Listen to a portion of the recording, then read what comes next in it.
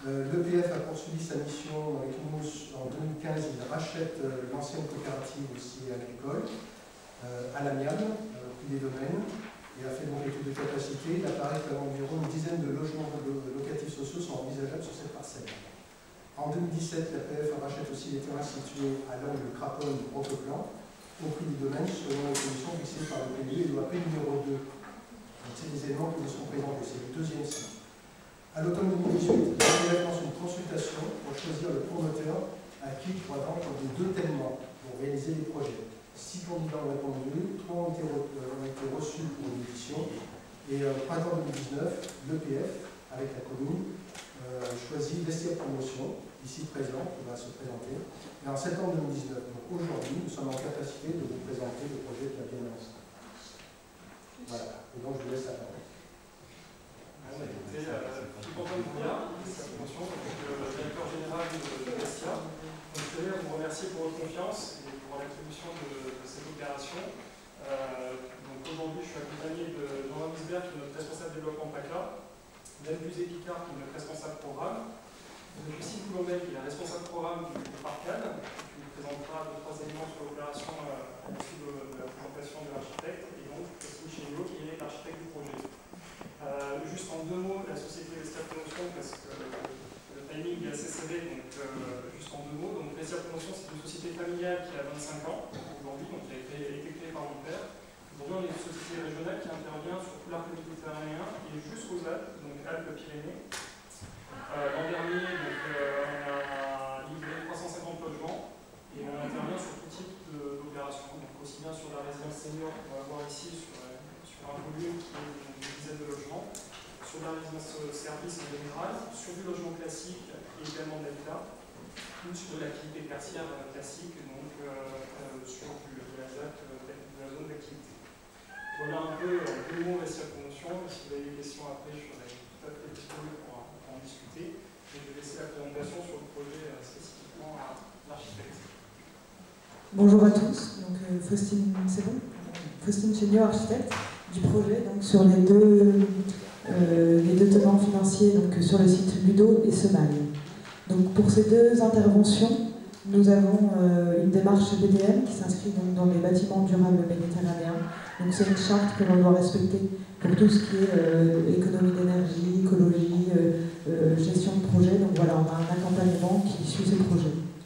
Ensuite, pour un des 2 sites, le site Les Semailles, on aura un label H2S. C'est en fait pour valoriser et intégrer les personnes, surtout les personnes âgées. Donc du coup, favoriser des logements adaptés pour ces personnes-là. Donc le programme, on a 11 logements sur le site Les Semailles et 14 villas et 40 logements sur le site Ludo.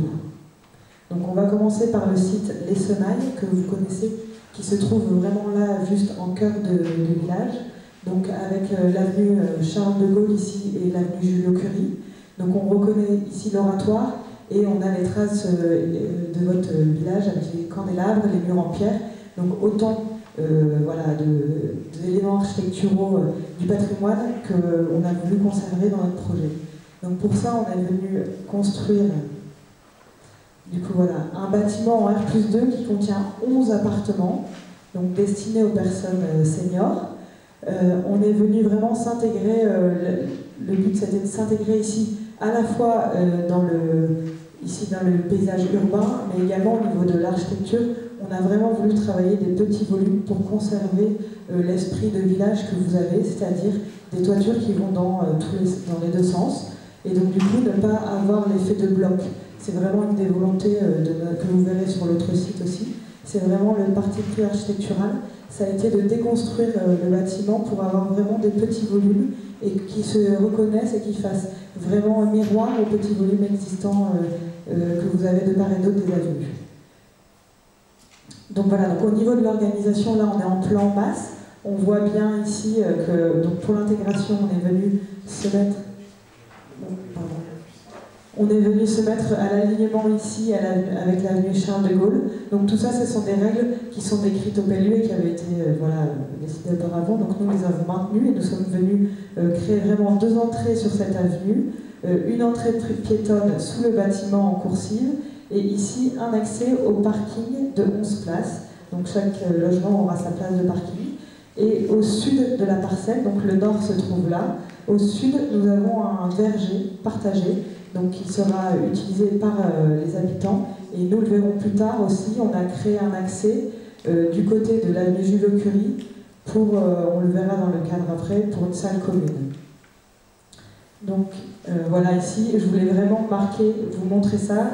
Tout le monde peut dire que c'est une volumétrie, pour vraiment vous montrer qu'on a vraiment des petits volumes, comme des petites maisons imbriquées.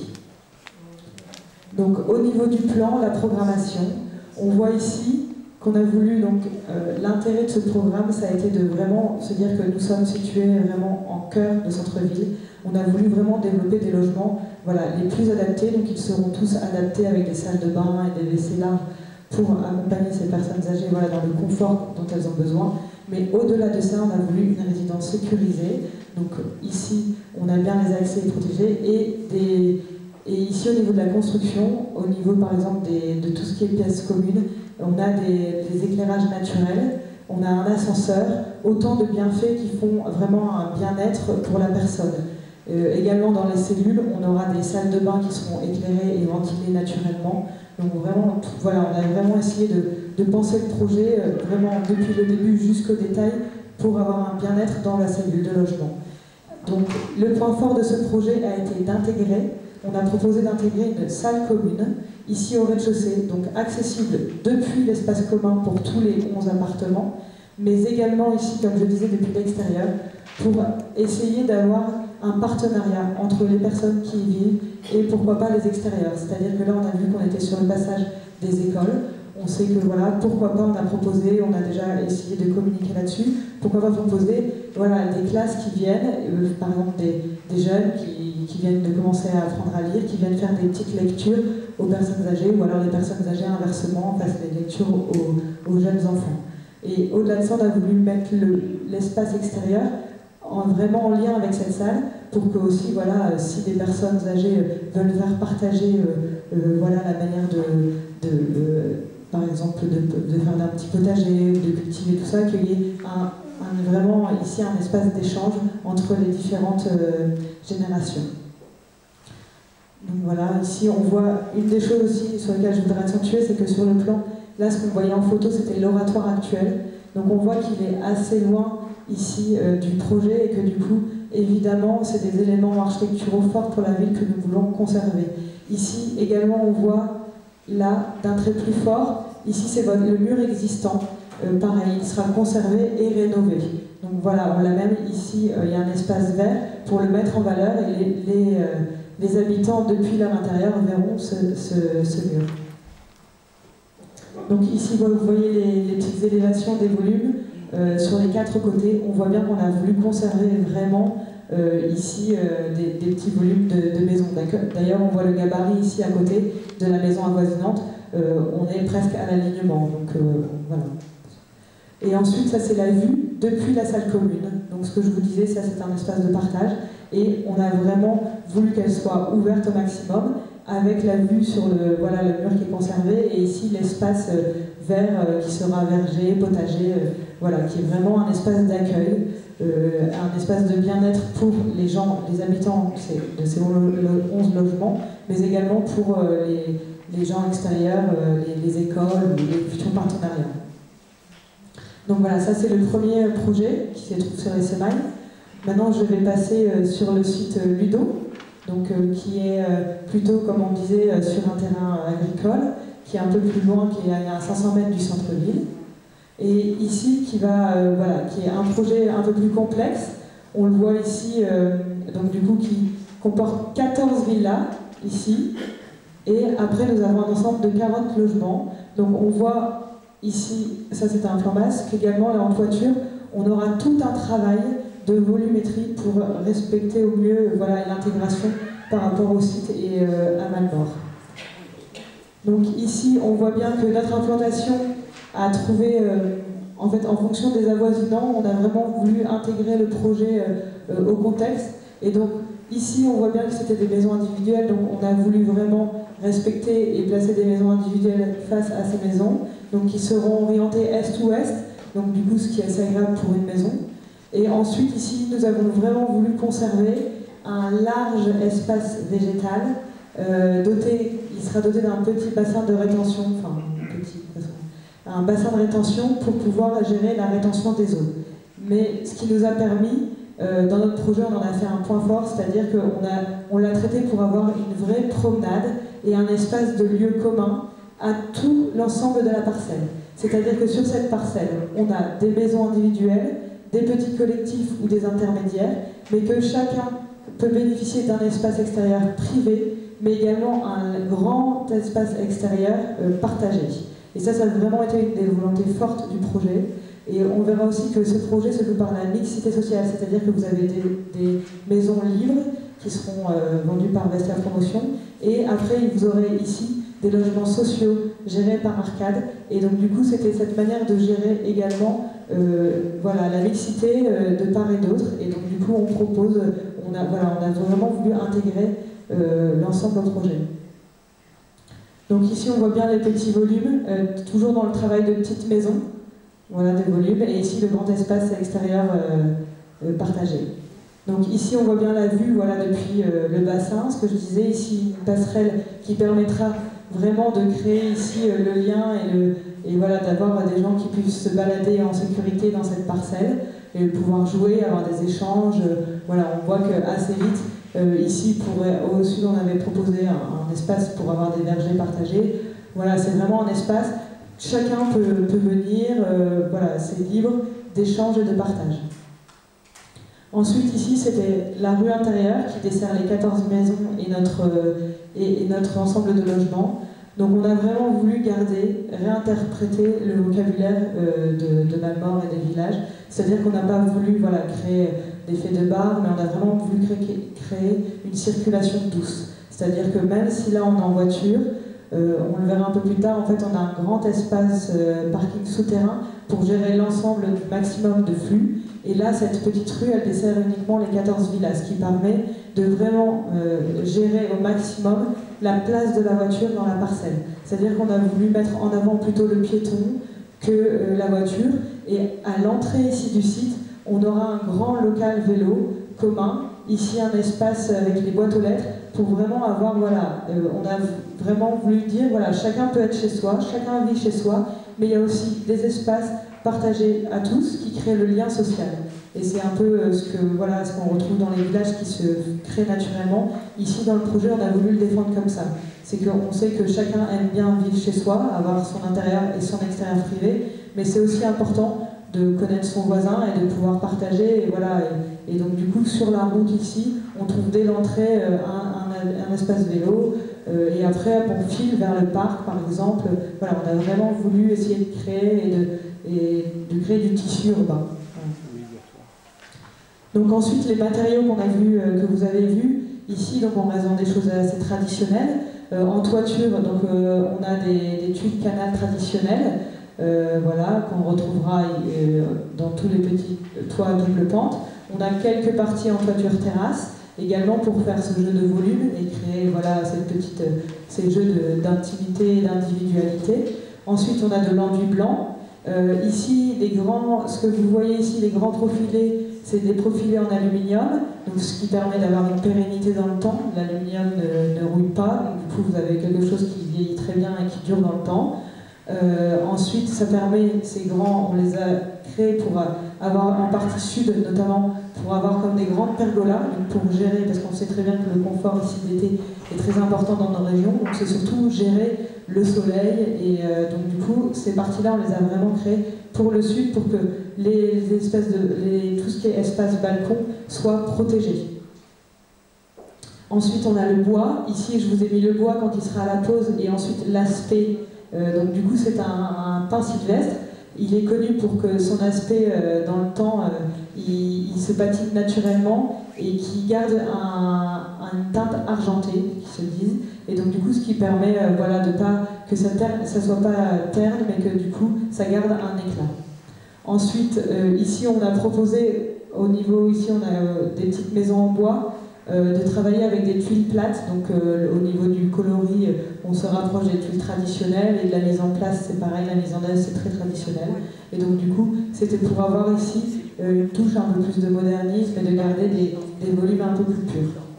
Et pour quelques maisons qui sont orientées sud, quand on a des façades comme ça abruptes, c'est-à-dire sans protection solaire ou de redans, on a proposé des stores à projection pour que vraiment le soleil soit maîtrisé. Voilà, pour que chacun puisse vivre chez soi tranquillement. Donc ça, c'est un plan de rez-de-chaussée. Donc ça veut dire que ce plan de rez-de-chaussée nous montre les entrées de toutes les maisons et des halls. Donc quand on entre, ici on voit l'espace d'entrée de la parcelle, cette fameuse rue intérieure ici, voilà. Et là on voit que cette rue, elle dessert un accès principal ici, c'est le parking. Donc la voiture, donc le parking ici dessert l'ensemble et pour dessert tous ces logements. Donc principalement les voitures, quand elles vont arriver, elles vont faire ce circuit-là et arriver là pour vraiment libérer le reste de la parcelle. Donc ensuite, ici on a fait un zoom sur l'entrée depuis l'avenue de Craponne pour répondre à certaines questions. C'est-à-dire qu'on vient, on sait que beaucoup de voitures vont sortir de cette parcelle et donc du coup il fallait la maîtriser par rapport à la route, l'avenue qui est une route départementale. Donc on a vraiment voulu conserver, ici on a l'espace du trottoir existant, on se raccorde et on garde un espace trottoir ici pour vraiment que le piéton soit protégé et n'ait pas à la traverser le moins possible. Et ensuite ici vous avez le passage des accès véhicules et de l'autre côté vous avez également un espace piéton. Ici il desservira le local OM, donc le local ordures ménagères, de tout l'ensemble de la parcelle.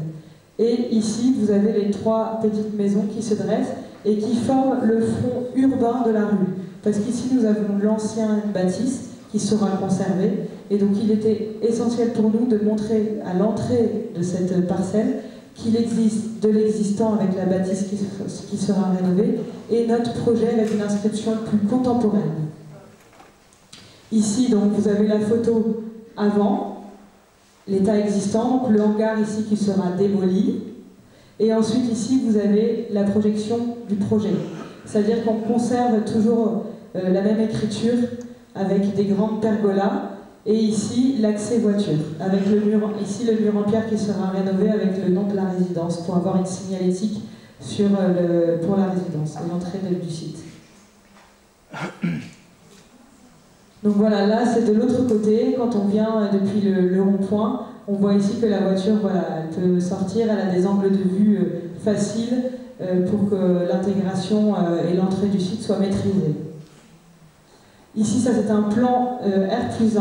Alors ce qu'on a indiqué en rose ici et en jaune, ce sont la différence entre les logements libres et les logements accessibles sociaux. Voilà, donc du coup, on voit bien que là, on a des petites maisons de part et d'autre. On a vraiment voulu essayer de jouer avec la mixité. Voilà, là c'est un R+2, donc on voit ici que en fait, nous sommes en R+1 au niveau des avoisinants et que le R+2 se situe en cœur de parcelle. Donc vraiment, on se libère des voisins pour construire au centre de la parcelle. Là, c'est le fameux plan de parking dont je vous parlais, voilà, qui s'intègre sous le bâtiment et donc, qui libère au maximum la surface du rez-de-chaussée pour le piéton. Voilà, après ça, ce sont des ensembles de coupe élévation, donc qui montrent bien ce travail qui a été réalisé, c'est-à-dire vraiment de petits volumes, de petites maisons qui viennent et qui forment la ville, comme la ville de Malmort. Voilà, c'est vraiment une réécriture, une réinterprétation plus contemporaine, mais qui sont sur le même vocabulaire.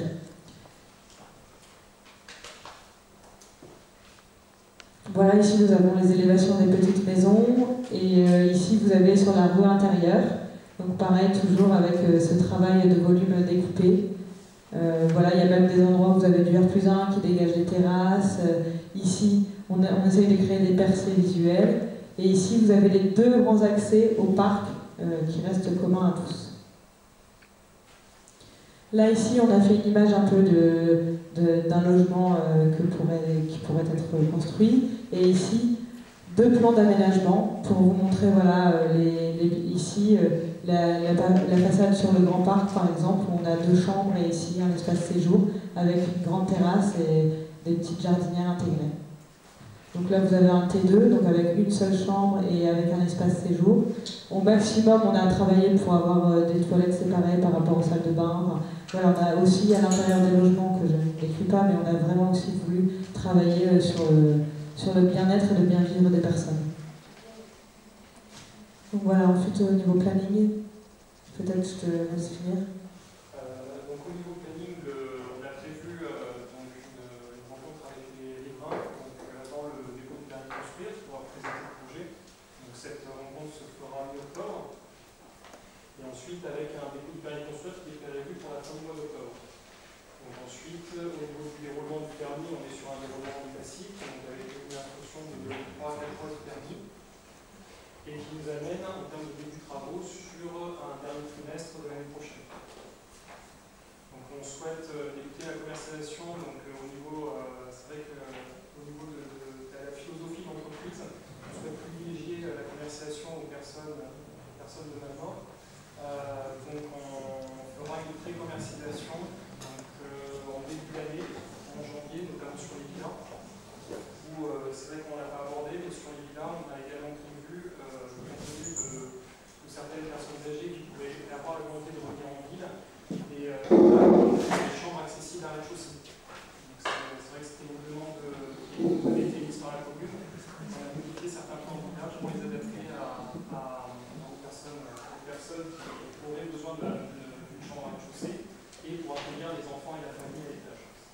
Et aussi des 43, donc pour des primo-accédants ou des jeunes familles, donc sur des surfaces de 65 mètres carrés. Donc ça, c'est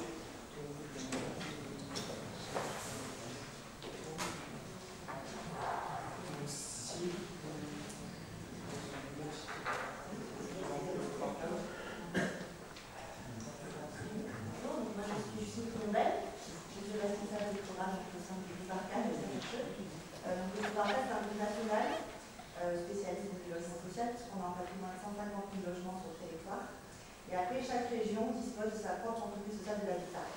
Donc, dans le Grand Sud, c'est la SFHE, qui sera donc futur propriétaire et gestionnaire de ces logements sociaux. Donc, la SFHE, elle travaille de la Corse, passant par Lyon et dans l'Occitanie.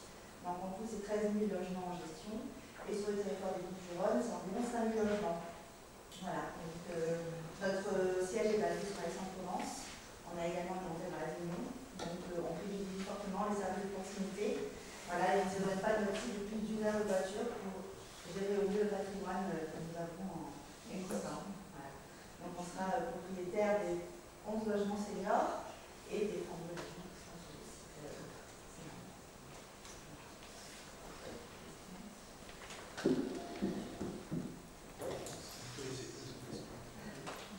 Merci pour la bonne présentation.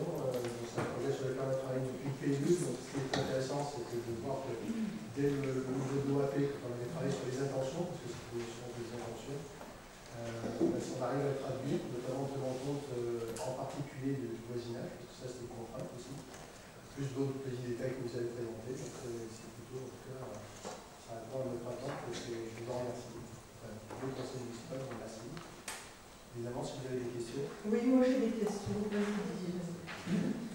noté dans mon projet trois éléments architecturaux qui me paraissent sortir un peu de l'ordinaire, qui ne sont pas courants dans la région, notamment les tuiles plates, les façades blanches et les fenêtres plus larges que longues. Donc, voilà, est-ce que c'est volontaire? Est-ce que c'est. Oui, c'est volontaire, c'est un choix esthétique, on va dire. Après, les tuiles plates, on est resté dans un coloris assez similaire. Donc, du coup, voilà, c'était juste pour avoir. On vient marquer les petits volumes en bois, puisque les tuiles plates sont uniquement sur les volumes en bois, et les volumes en bois représentent à peu près 10%, je pense, par an. Donc, du coup, c'est pas. Voilà, c'est juste pour marquer ces volumes-là. Ensuite, l'enduit blanc, oui, de toute manière, on sait que les enduits blancs sont blancs, mais pas. Enfin, ils sont souvent blanc-beige, donc blanc cassé. Donc, du coup, voilà, ce ne sera pas du blanc étincelant. Voilà, peut-être que l'effet perspective vous montre ça, mais à la réalisation, ce sont des blancs cassés. Et ensuite, les fenêtres, oui, les fenêtres, c'est complètement un choix architecturaux. C'est-à-dire que quand on est dans. On a vraiment traité les façades. Quand on est façade sud, on est protégé du soleil, vraiment. Et donc, du coup, plus large, on les a faites aussi grandes que possible, profiter de l'espace environnant. Et en Provence, on faisait justement les fenêtres très étroites par rapport au soleil. Oui, je sais, mais c'est ce que je vous disais, c'est qu'en fait, on a, en fonction des orientations du bâtiment, on a créé justement des éléments, comme on disait, les grands particules, comme les grands pergolas. Donc, quand on est en façade sud, toutes les façades sont protégées. Avant, on construisait voilà, les fenêtres allongées parce qu'on ne protégeait pas aussi à l'extérieur. Là, on a vraiment créé un entre-deux Donc du coup, les fenêtres, pour nous, le dessin de la fenêtre, il est protégé aussi avec l'extension architecturale qui se fait. Alors, vous voyez, vos encadrements, là, Ouais. sont ultra modernes et en relief, d'autant plus, ça ressort d'autant plus. Là, vous vous êtes fait plaisir dans votre création, mais là, vous ne respectez pas du tout le style provençal. Oui, mais là, par exemple, les gens qui vont habiter, là, ils sont bien contents parce que les cadres, ça permet de couper le soleil, et donc du coup, Les cadres vont couper le soleil, là? bah, quand même, ça crée une distance, et même au niveau nuit, au niveau sonore, généralement, ça fait, voilà, ça intimide l'endroit, ça sécurise, et ça donne une impression de sécurité pour la personne qui vit.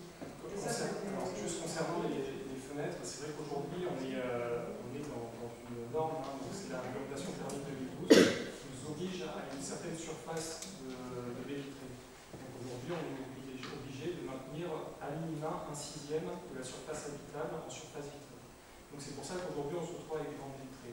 Mais qui plus est aussi, c'est vrai que par l'expérience hein, sur nos acquéreurs, c'est vrai qu'aujourd'hui, si on pouvait leur faire des cages en verre avec du verre de partout, il y a une recherche de luminosité aujourd'hui qui plus est avec, c'est vrai que vous parliez des maisons provençales d'avant, c'est vrai qu'on avait des simples vitrages à l'époque.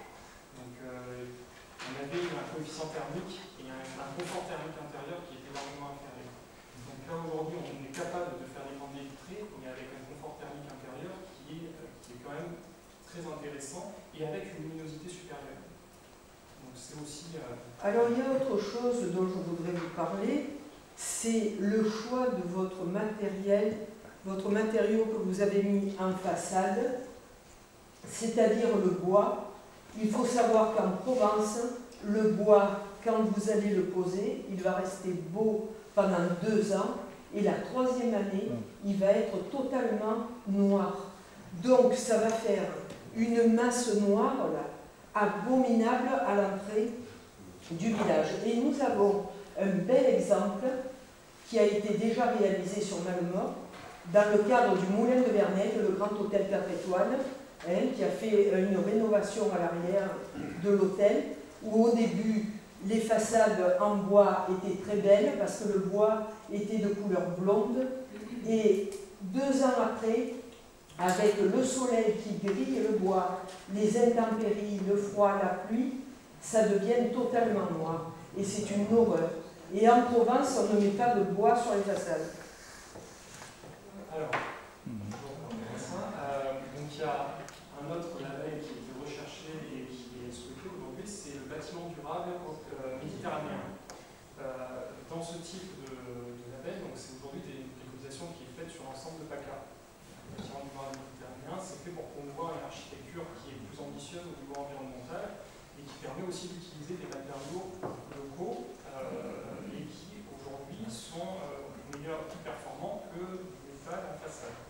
Donc c'est pour ça qu'aujourd'hui le choix s'est porté sur le bois. Alors par rapport à votre question, c'est vrai que c'est une question qui a été émise pendant le concours également. Aujourd'hui, les matériaux en bois qui sont utilisés sont des bois qui sont traités avant la pose pour éviter ce type de problème qui nous rejoint. On arrive à voir sur certains projets qui ont été faits il y a plusieurs années. Donc aujourd'hui, ces produits, ils sont autoclavés, c'est-à-dire qu'ils sont passés dans un four avant la pose et avant d'être posés sur site, et permettre justement d'avoir un choc thermique qui évite le noircissement de façade. Donc il y a un grisement qui va être fait, une dame grise qui va apparaître, mais qui va être homogène. Contrairement aux produits que vous citez, homogène, c'est sûr. J'en ai posé chez moi et je peux vous confirmer qu'en posant les bons produits, aujourd'hui on y arrive. Mais il faut que... Les architectes du Moulin de Vernègue n'étaient pas doués, alors parce que ils n'ont pas doués. Je ne dis pas qu'ils n'étaient pas doués, mais c'est qu'aujourd'hui les produits ont évolué et l'expérience sur le bois a évolué, surtout, puisque c'est vrai que ça a été on va dire un effet de mode à un certain temps. Aujourd'hui, c'est vraiment un mouvement sociétal. C'est-à-dire qu'aujourd'hui, les entreprises qui sont spécialisées en bois savent exactement ce qu'elles posent. Alors, ce que vous appelez également pergolas, qui ne sont pas des pergolas, sont ultra modernes. N'oubliez pas que nous sommes en Provence. C'est ultra moderne.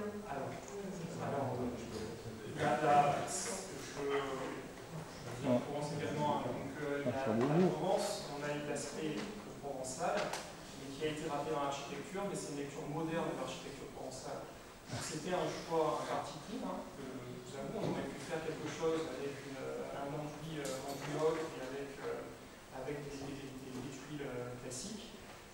Aujourd'hui, je pense, voilà, il y a un mouvement qui est sociétal qui évolue, des jeunes couples qui vont habiter sur la résidence, qui vont souhaiter aussi une architecture peut-être un peu plus contemporaine. Aujourd'hui, je pense, la volonté et la réponse qu'on souhaitait apporter sur ce projet, alors c'était notre réponse, c'était d'apporter une note contemporaine sur la norme, mais tout en gardant l'esprit provençal. Alors, vous voyez, moi, ce que je pense, c'est que ces projets-là, ils pourraient être très bien réalisés sur Paris, sur Toulouse, dans n'importe quelle région. Ça ne symbolise en aucun cas la Provence. Il n'y a rien qui rappelle la Provence dans toute votre étude. Là, il y a quand même une intégration aussi.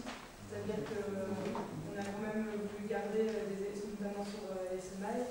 Dans d'autres propositions, il n'y avait pas autant de conservation. Là, on a quand même, voilà, on a pris en compte les considérations aussi. Et les volumes, alors peut-être qu'au niveau des matériaux, vous trouvez ça très contemporain, mais au niveau des volumes, on est dans les volumes avoisinants. Alors, je pense que ce qui est plus, enfin voilà, pour moi, ce qui a été essentiel dans ce travail-là, c'est de montrer pas une masse, mais d'avoir vraiment des volumes qui s'intègrent à votre village. Ce qu'il ne faut pas oublier, madame, c'est que, par exemple, au croisement de l'oratoire, le volume, là, il va être central, ça va être un îlot. Donc, au plus il est haut, au plus il va écraser tout le reste, et au plus il va être important. Oui, mais là, on en a plus que vous avez vu, sur les élévations, les volumes avoisinants, on les voyait, je l'ai déjà montré, on est approximativement... Et à l'entrée, un bâtiment moderne comme ça, c'est dramatique pour moi. Dramatique. Je vais en profiter pour apporter quand même quelques commentaires, parce qu'il y a pas mal de choses qui sont dites. Je vous remercie des réponses. Les questions que tu as posées, je te remercie, parce que c'est vrai que c'est des questions globalement qu'on a posées à tous les candidats, parce que nous aussi on se posait exactement les mêmes questions. Donc merci Armel. Et on a eu des réponses qui nous ont satisfaits, parce qu'en fait il y a vraiment une volonté d'intégration. La prise en compte des volumes, c'est fait. La problématique du bois par sa proportionnalité, c'est fait. Rien n'est figé en Provence. Et là, en fait, il y a un bon compromis entre des projets nouveaux, l'intégration aussi des enjeux écologiques, qui sont complètement intégrés, et aussi une attente sociétale, c'est intéressant de le rappeler. Donc voilà, ça répond à quelque chose. Après, l'approche architecturale, c'est subjectif, tu donnes ton avis, ils ont fait des réponses pertinentes. Non, voilà, on a un projet qui est en tout cas bien intégré. Et en termes de volume, en particulier, c'est pris en compte, c'est des questions qui ont été posées à tous les candidats, parce que c'est le souci de ne pas avoir généré des bâtiments disproportionnés, avec la prise en compte aussi du voisinage qui était très importante et qui a été rappelé dans la conception du projet, notamment sur le site du Bourg. Donc, voilà, toutes ces questions, c'est très bien que tu les rappelles, parce que c'est des questions... Et il y a un autre problème également. Pour terminer, tout ça a été travaillé avec l'ABF, évidemment, tu penses bien, et donc tout ça a été travaillé et validé, traité dans les... Oh, mais l'ABF, je l'ai rencontré. Oui, tu n'aimes pas, mais ça, c'est un autre problème. Il n'y a aucun problème avec l'ABF. Oui, l'ABF quand même. Quelle sera la surface des logements dans les semailles pour les personnes itinérants? Il y a plusieurs logements. Les semailles, dans les semailles, il y a des T2 et des T3. Donc on a 7 T2 et 4 T3 sur les logements. Et donc du coup, on va à peu près à entre 42 et 45 mètres carrés pour les T2 et aux alentours de 63-65 mètres carrés pour les T3. Voilà, et ce de rez-de-chaussée, le jardin et les plages et les services. Alors je vous signale autre chose que je vous ai déjà dit, de faire très attention à l'oratoire. Parce que tous les joints entre les pierres, vous voyez le jour, les joints ne sont plus là, et c'est le seul monument classé et répertorié que nous avons à Malmont. Sur ça, il y a un travail déjà en qui sera fait face à pas des entreprises qui sont retenues. Donc ça, on sera extrêmement vigilant là-dessus. Et les protections nécessaires seront mises en place pendant la durée du chantier. Et il y aura une régularisation parce que le rapport sera sur le marché communal. Moi,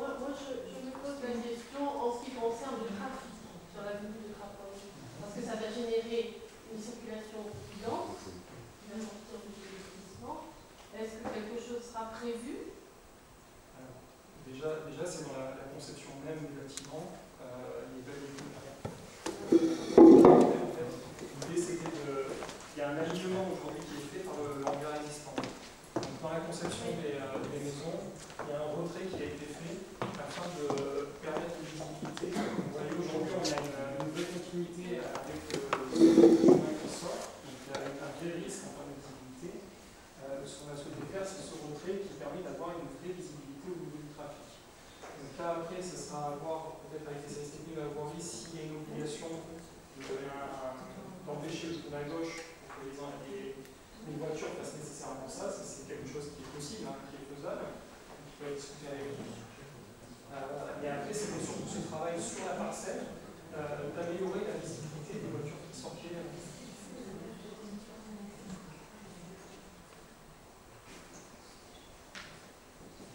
Est-ce qu'il y a d'autres questions?